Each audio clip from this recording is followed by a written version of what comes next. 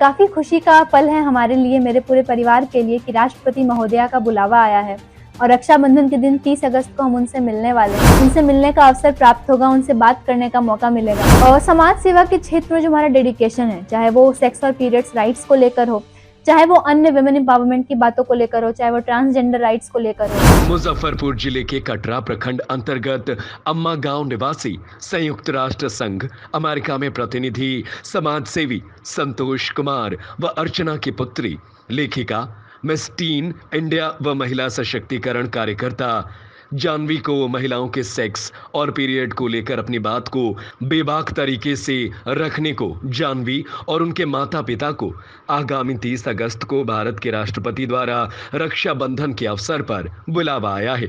इसकी सूचना ईमेल के माध्यम से राष्ट्रपति के निजी सचिव द्वारा जानवी को भेजी गई है। विदित हो कि जानवी 16 वर्ष तक की उम्र में ही लैंगिक समानता, पीरियड्स, सेक्सुअल राइट्स जैसे गंभीर मुद्दों पर काफी मुखर हैं, जिस कारण संयुक्त राष्ट्र फाउंडेशन अमेरिका द्वारा लगातार 3 सालों तक जानवी सम्मानित हुई हैं।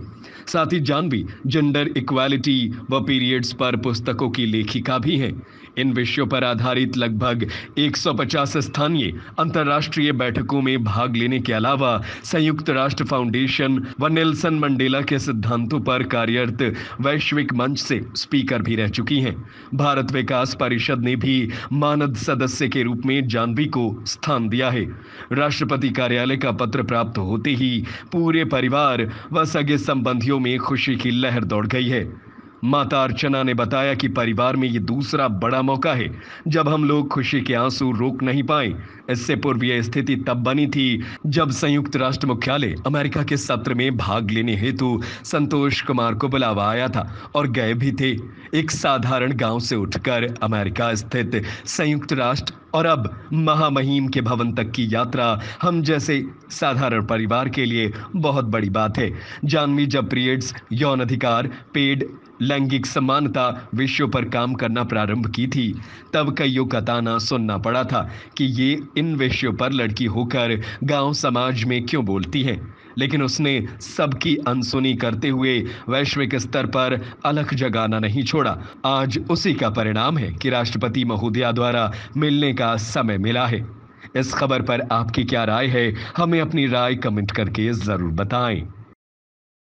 सर, जानवी राष्ट्रपति के द्वारा एक लेटर आया है जिनमें कि आपको रक्षाबंधन के शुभ अवसर पे बुलाया गया है। नमस्कार। काफ़ी खुशी का पल है हमारे लिए, मेरे पूरे परिवार के लिए कि राष्ट्रपति महोदया का बुलावा आया है और रक्षाबंधन के दिन 30 अगस्त को हम उनसे मिलने वाले हैं। इससे बड़ी खुशी की बात हम लोगों के लिए और क्या हो सकती है कि देश की गार्जियन, जिन्होंने हमारे देश के बागडोर को संभाल कर रखा है, उनसे मिलने का अवसर प्राप्त होगा, उनसे बात करने का मौका मिलेगा।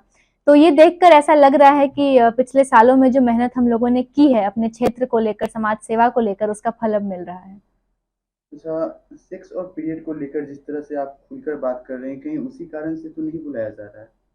और समाज सेवा के क्षेत्र में जो हमारा डेडिकेशन है, चाहे वो सेक्स और पीरियड्स राइट्स को लेकर हो, चाहे वो अन्य विमेन एम्पावरमेंट की बातों को लेकर हो, चाहे वो ट्रांसजेंडर राइट्स को लेकर हो, जो भी बातें समाज सेवा के क्षेत्र को प्रभावित कर रही हैं, उन्हीं सब कारणों से राष्ट्रपति महोदया के द्वारा हमें बुलाया जा रहा है उनसे मुलाकात करने के लिए। तो ऐसा लग रहा है कि जो हमने योगदान दिया है समाज सेवा के क्षेत्र में अपना, उसी कारण से बुलाया जा रहा है। तो आप तक किस तरह से बातें पहुंची कि राष्ट्रपति मुर्मू द्वारा आपको निमंत्रण किया जा रहा है? ईमेल के द्वारा ये इन्फॉर्मेशन हमें मिली और राष्ट्रपति जी के पर्सनल सेक्रेटरी के द्वारा हमें मेल आया कि 30 अगस्त को रक्षाबंधन वाले दिन हम राष्ट्रपति भवन के अंदर उनसे मिल सकेंगे।